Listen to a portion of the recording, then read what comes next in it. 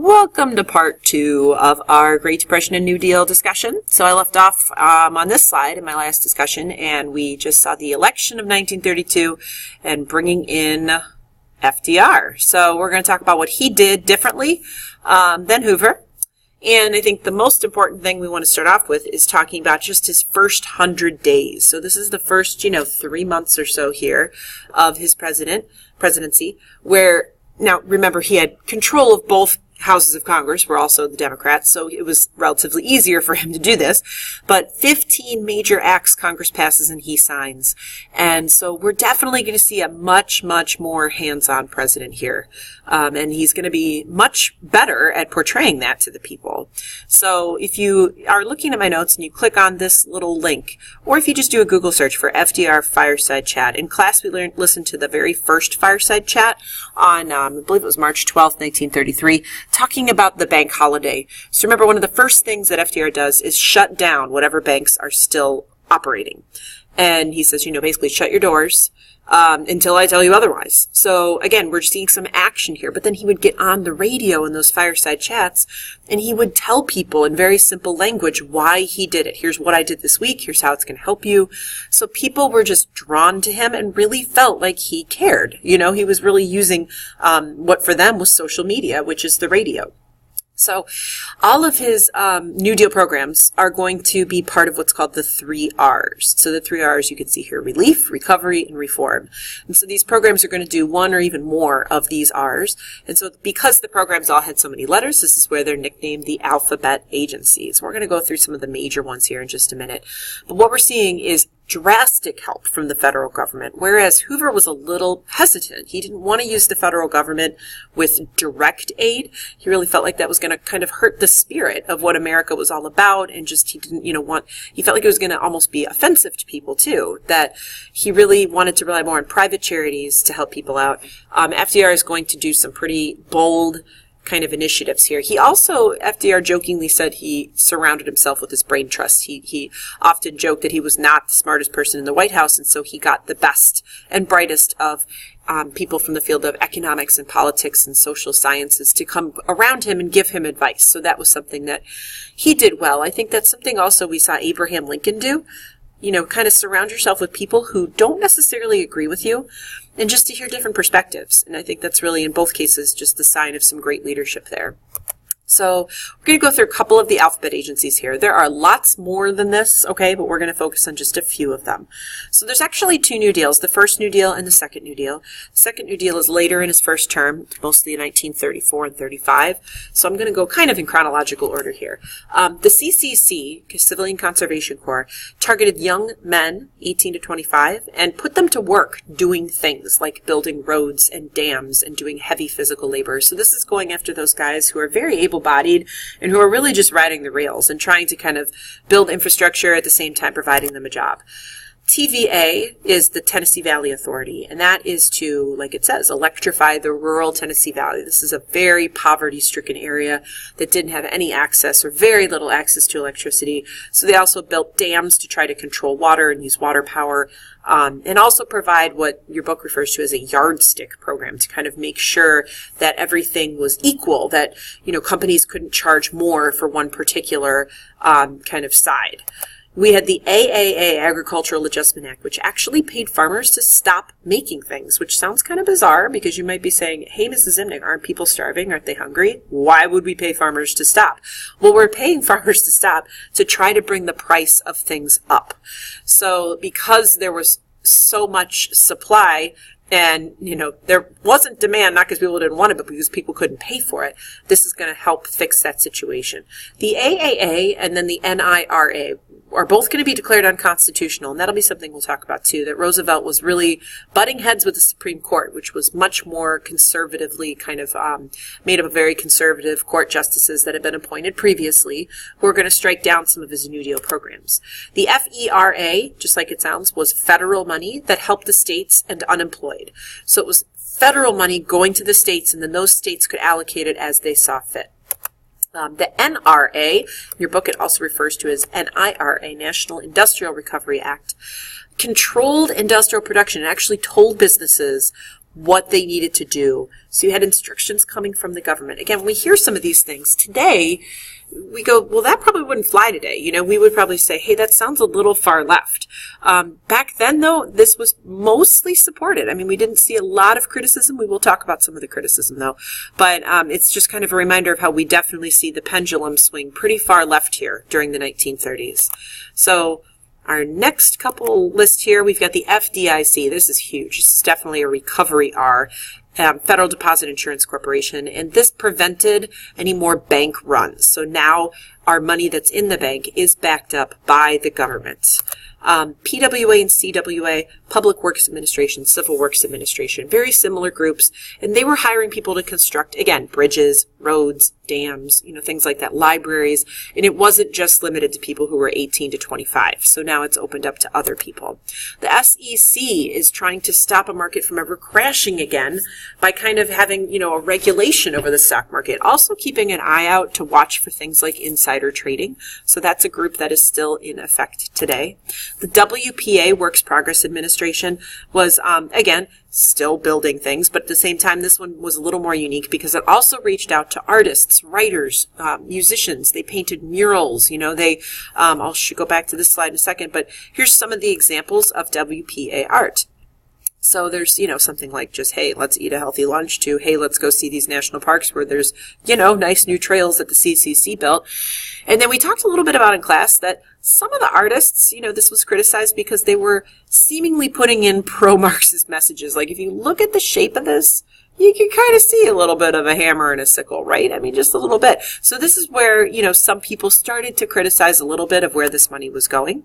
Is this really the best way we're spending our money? Social Security Act, obviously this one you probably heard of.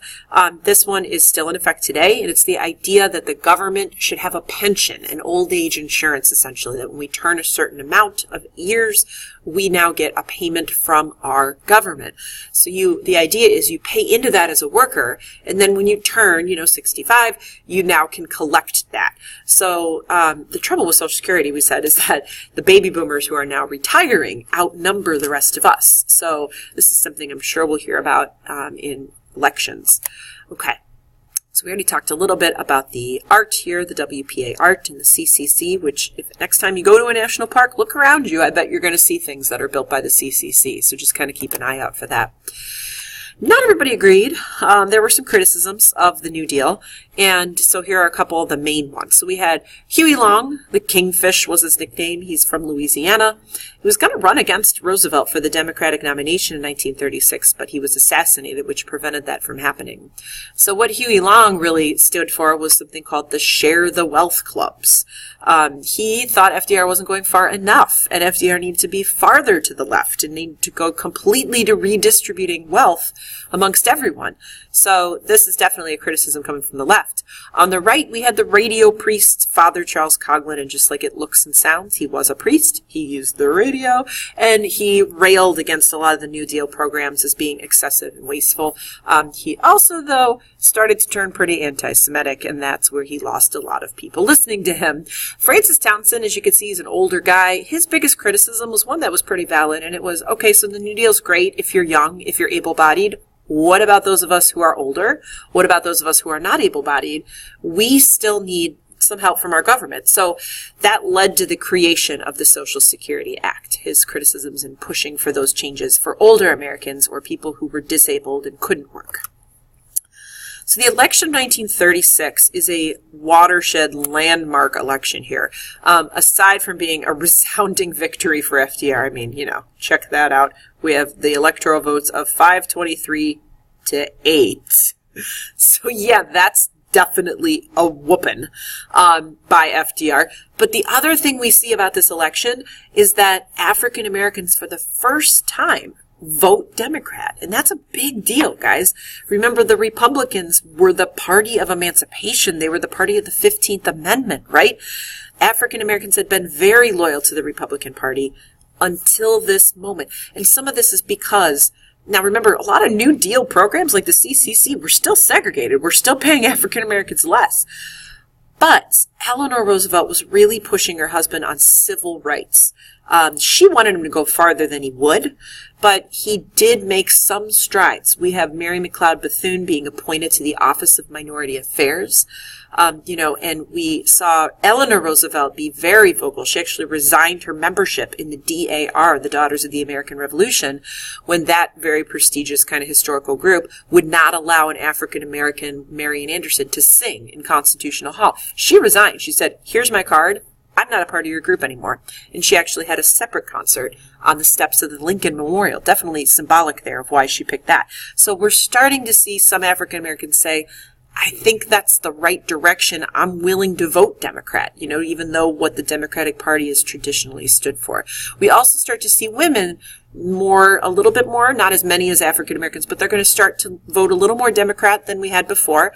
And some of that, again, is we're going to see FDR appointed Frances Perkins, the first woman ever to serve on a cabinet position as Secretary of Labor. You might remember her from her role in the Triangle Shirtwaist Fire disaster and how she headed up the Consumers League. So she was a pretty solid pick there for Secretary of Labor. So we definitely see some changes here in 1936, and this is going to create the so-called New Deal coalition of union workers.